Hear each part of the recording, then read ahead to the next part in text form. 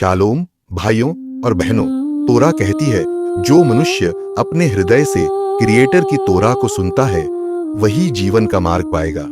देवरिम व्यवस्था विवरण 30:16।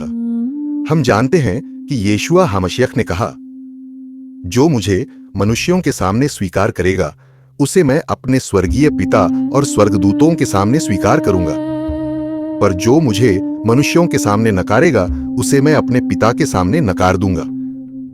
रेफेन मटित्याहु मत्ती 10:32-23। मशियख हमें स्मरण दिलाते हैं कि केवल प्रभु प्रभु कहने से कोई व्यक्ति स्वर्गीय राज्य में प्रवेश नहीं करेगा, परंतु वही जो हमारे स्वर्गीय क्रिएटर की इच्छा को पूरा करता है।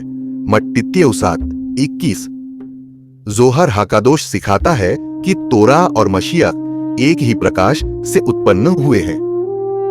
तोरा वह आत्मिक देह है जिसमें दैवी प्रकाश निवास करता है। जोहर वॉल्यूम 2:134b।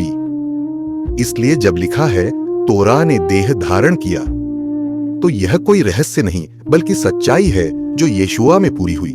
योचनन यूहन्ना 1:14।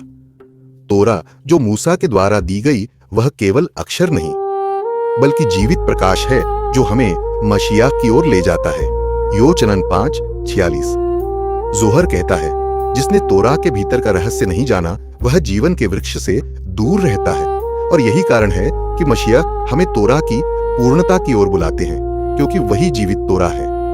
आज हमसे पूछा जा रहा है, क्या हम केवल शब्दों में विश्वास करते हैं या वास्तव में क्रिएटर की आज्ञा का पालन करते हैं?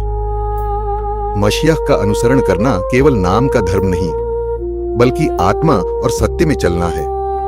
जैसे लिखा है, तोरा तेरे पैरों के लिए दीपक है और तेरे मार्ग के लिए ज्योति। तेहिल्लिम भजन संहिता 119:105। इसलिए हे भाइयों, तोरा को हृदय में स्थान दो और मशियख यीशुआ को अपने जीवन में जीवित तोरा के रूप में पहचानो, क्योंकि वही प्रकाश है जो अंधकार में चमकता है और अंधकार उसे जीत नहीं सकता।